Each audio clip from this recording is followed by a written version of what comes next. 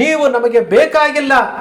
ನೀವು ಎಲ್ಲ ರಾಜಕಾರಣಿಗಳು, ಕಾಂಗ್ರೆಸ್ನವರು, ಬಿಜೆಪಿಯವರು, JDS ಅವರು, ನೀವು ಎಲ್ಲ ರಾಜಕಾರಣಿಗಳು ನೀವು ಆಡಳಿತ ಮಾಡೋದಕ್ಕೆ ನೀವು ಅರ್ಹರಲ್ಲ.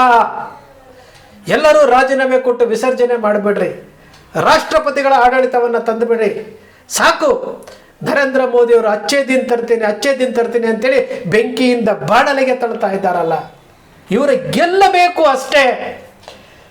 ಇವರು ಗೆಲ್ಲದಕ್ಕೋಸ್ಕರವಾಗಿ ಭಾರತೀಯರನ್ನ ಮೂರ್ಖರನ್ನಾಗಿ ಮಾಡ್ತಾ ಇದ್ದಾರೆ.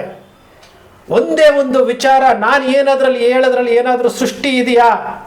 ಒಬ್ಬ ಪ್ರಧಾನಮಂತ್ರಿ 2014ರಲ್ಲಿ ಬಹಿರಂಗ ಸಭೆಗಳಲ್ಲಿ ಮಾತನಾಡಿರುವಂತಹ ಮಾತುಗಳು, ವಿದೇಶದಲ್ಲಿ ಒಬ್ಬೊಬ್ಬರ ಖಾತೆಗೆ 15ರಿಂದ 20 ಲಕ್ಷ ಹಾಕುವಷ್ಟು ಕಪ್ಪು ಹಣ ಭಾರತೀಯರದಿದೆ. ಆ ಕಳ್ಳರನ್ನ ನಾವು ಹಿಡಿಬೇಕಲ್ವಾ, ಕಳ್ಳರ ಹಣ ತರಬೇಕಲ್ವಾ ಅಂತ ಹೇಳಿದ್ದಂತಹ ನರೇಂದ್ರ ಮೋದಿ ಇವತ್ತಿನವರೆಗೂ ಕಪ್ಪು ಹಣದ ಬಗ್ಗೆ ಮಾತನಾಡ್ತಾ ಇದ್ದಾರಾ? ಇದನ್ನ ಪ್ರಶ್ನೆ ಮಾಡಬಾರ್ದಲ್ಲ.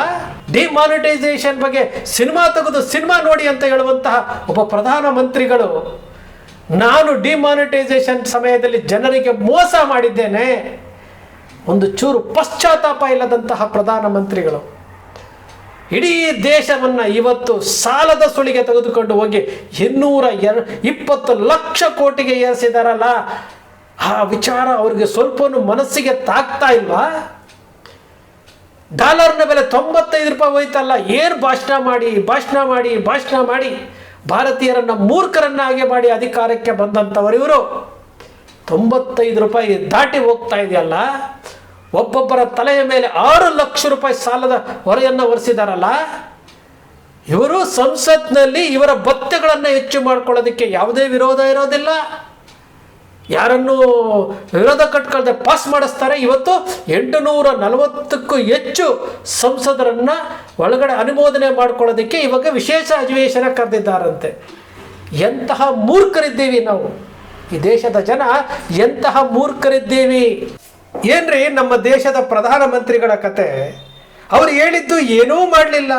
2014ರಲ್ಲಿ ಕಪ್ಪು ಹಣ ತರ್ತೇವೆ ಅಂತೇಳಿ ಸಿಕ್ಕ ಜಾಗದಲ್ಲಿ ಹೇಳ್ಕೊಂತ ಹೋದ್ರಲ್ಲ, ಚಾಯ್ಪೆ ಚರ್ಚಾದಲ್ಲಿ ಹೇಳಿದ್ರಲ್ಲ. ಆ ಕಪ್ಪು ಹಣ ಇನ್ನೂ 100 ದಿವಸ ಬಂದೇ ಇಲ್ಲ, 13 ವರ್ಷ ಆಗೋಯ್ತು. ಈಗ ದೇಶದ ಜನರನ್ನ ನೆಮ್ಮದಿಯಾಗಿರಕ್ಕೆ ಬಿಡ್ತಾ ಇಲ್ಲ. ಅಚ್ಚೇ ದಿನ ತರ್ತೇನೆ ಅಂತ ಹೇಳಿದಂತಹ ನರೇಂದ್ರ ಮೋದಿ ಅವರು ಕಪ್ಪು ಹಣದ ಬಗ್ಗೆ ಆಗಲಿ, ಏನು ಸಂಸದರ ಆದರ್ಶ ಗ್ರಾಮ ಯೋಜನೆ ಆಗಲಿ, 2 ಕೋಟಿ ಉದ್ಯೋಗ ಆಗಲಿ, ಡಿಜಿಟಲ್ ಇಂಡಿಯಾ ಆಗಲಿ, ಮೇಕ್ ಇನ್ ಇಂಡಿಯಾ ಆಗಲಿ, ಯಾವುದನ್ನೂ ಮಾಡದೆ ಈಗ ಸಂಸತ್ ಭವನದಲ್ಲಿ ಸ್ಥಾನಗಳನ್ನು ಹೆಚ್ಚಾಗಿ ಮಾಡ್ಕೊಳ್ಳೋದಕ್ಕೆ ಹೊಸ ಸಂಸತ್ ಕಟ್ಟಡವನ್ನು ಉದ್ಘಾಟನೆ ಮಾಡಿಸಿ, ಅದು ರಾಷ್ಟ್ರಪತಿಗಳನ್ನು ಕರೆದು ಉದ್ಘಾಟನೆ ಮಾಡಿಸಿ ಈಗ ವಿಧೇಯಕ ಮಾಡ್ತಾ ಇದ್ದಾರಂತೆ. 543ರಿಂದ 800 ಚಿಲ್ಲರೆಗೆ ವಿಸ್ತಾರ ಮಾಡ್ತಾ ಇದ್ದಾರಂತೆ. 543 ಜನ ಸಂಸದರುಗಳೇ ಏನು ಮಾಡ್ತಾ ಇಲ್ಲ. 543 ಜನ ಸಂಸದರುಗಳಿಗೆ ನಾವು ವೇಸ್ಟ್ ಆಗಿ ನಮ್ಮ ತೆರಿಗೆ ಹಣದಿಂದ ಹಣ ಕೊಡ್ತಾ ಇದ್ದೀವಿ. ಅವರಿಗೆ ಭತ್ಯೆ, ಫ್ಲೈಟ್ ಚಾರ್ಜು, ಉಳ್ಕೊಳ್ಳೋಕೆ ವ್ಯವಸ್ಥೆ, ಅವರಿಗೆ DA TA ಎಲ್ಲವನ್ನೂ ಕೊಡ್ತಾ ಇದ್ದೀವಿ. ಆ ಹಣವನ್ನೇ ವ್ಯರ್ಥ ಮಾಡ್ಕೊಳ್ತಾ ಇದ್ದಂಥವ್ರು ನಾವು ಈಗ 800 ಚಿಲ್ಲರೆ ಜನಕ್ಕೆ, ಅದರ ಜೊತೆಗೆ ರಾಜ್ಯಸಭೆಗೂ ಜಾಸ್ತಿ ಮಾಡ್ತಾರೆ ಇವರು. ಎಷ್ಟು ಪ್ಲಾನ್ ಆಗಿ ಮಾಡ್ತಾ ಇದ್ದಾರೆ ನೋಡಿ. ಹಳೆಯ ಪಾರ್ಲಿಮೆಂಟ್ ಕಟ್ಟಡ ಸಣ್ಣದಾಗ್ಬಿಡುತ್ತೆ, ನಾವು ಗೆಲ್ಲಬೇಕು, ನಾವು ವಾಮ ಮಾರ್ಗದಲ್ಲ ಗೆಲ್ಲಬೇಕು ಅಂತೇಳಿ ಹೊಸ ಪಾರ್ಲಿಮೆಂಟ್ ಕಟ್ಟಿದ್ರು. ಅದರಲ್ಲಿ 800ಕ್ಕೂ ಹೆಚ್ಚು ಸೀಟುಗಳನ್ನು ಅಳವಡಿಸ್ಕೊಂಡ್ರು. ಅಂದರೆ ಇವರು ಗೆಲ್ಲಬೇಕು ಅಷ್ಟೇ. ಇವರು ಗೆಲ್ಲದಕ್ಕೋಸ್ಕರವಾಗಿ ಭಾರತೀಯರನ್ನ ಮೂರ್ಖರನ್ನಾಗಿ ಮಾಡ್ತಾ ಇದ್ದಾರೆ. ಒಂದೇ ಒಂದು ವಿಚಾರ, ನಾನು ಹೇಳೋದ್ರಲ್ಲಿ ಏನಾದರೂ ಸೃಷ್ಟಿ ಇದೆಯಾ?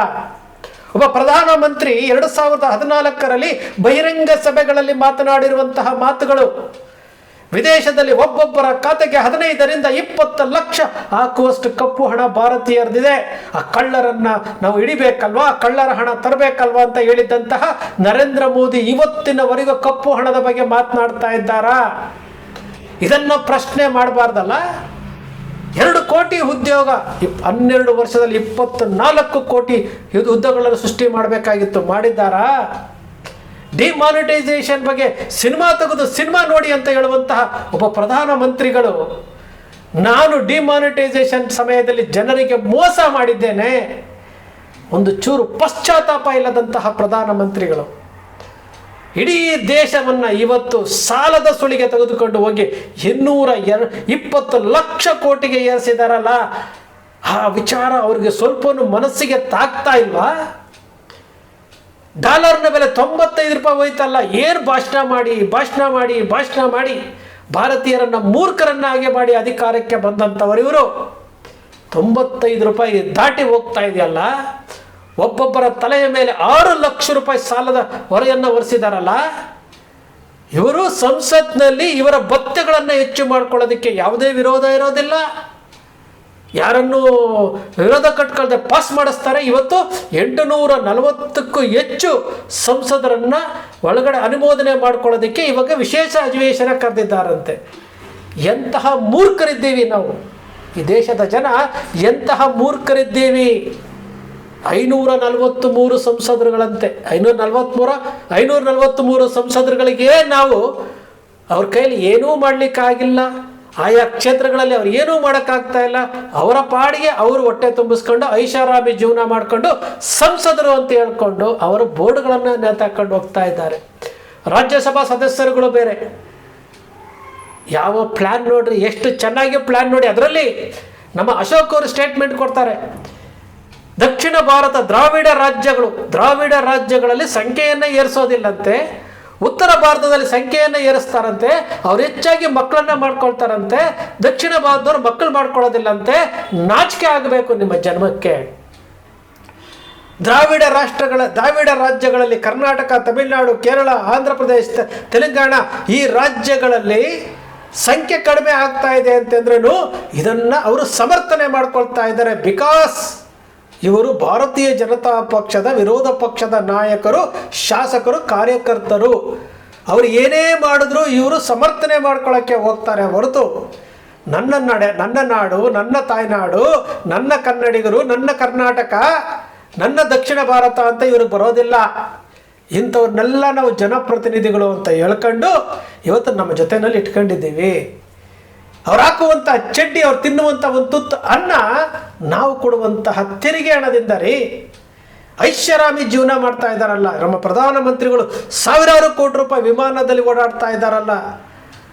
ನನ್ನ ಹತ್ರ ಏನಿದೆ, ನಾನೊಬ್ಬ ಫಕೀರ್ ಆದ್ಮಿ ಅಂತ ಹೇಳುವಂಥವ್ರು ಸಾವಿರಾರು ಕೋಟಿ ವಿಮಾನದಲ್ಲಿ ಹಾರಾಟ ಮಾಡ್ತಾರೆ, ಐಷಾರಾಮಿ ಜೀವನ ಮಾಡ್ತಾರೆ. ಅವ್ರಿಗೇನ್ರಿ ಬಡವರ ಕತೆ ಗೊತ್ತಿದೆ?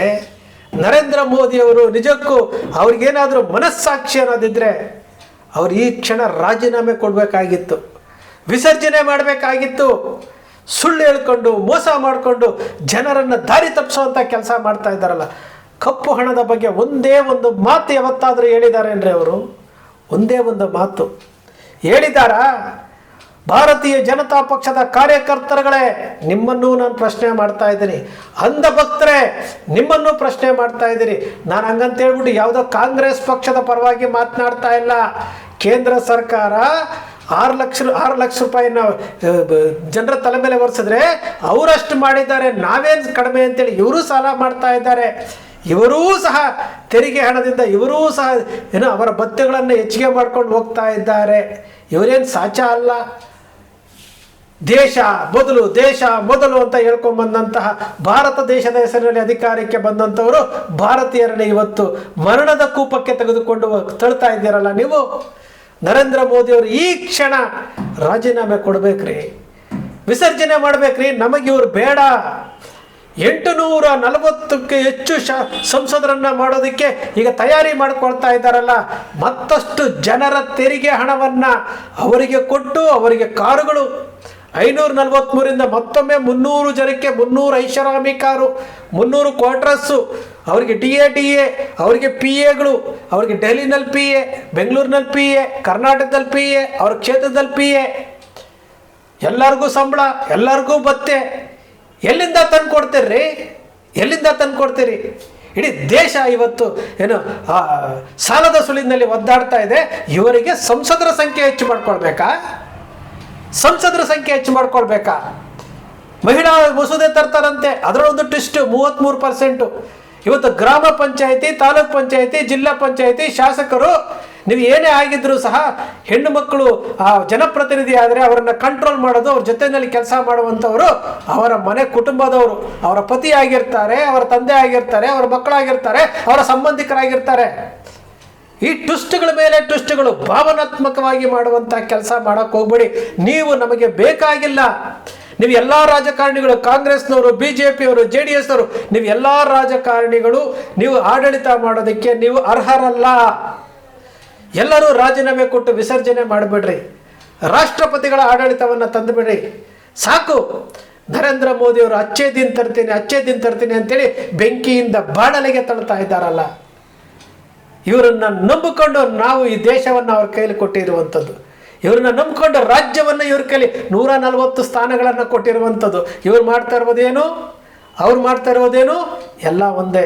ಸ್ನೇಹಿತರೆ, ಬೇಸರ ಆಗುತ್ತೆ, ಹೊಟ್ಟೆಯಲ್ಲಿ ಬೆಂಕಿ ಬಿದ್ದಂಗೆ ಆಗುತ್ತೆ ರೀ.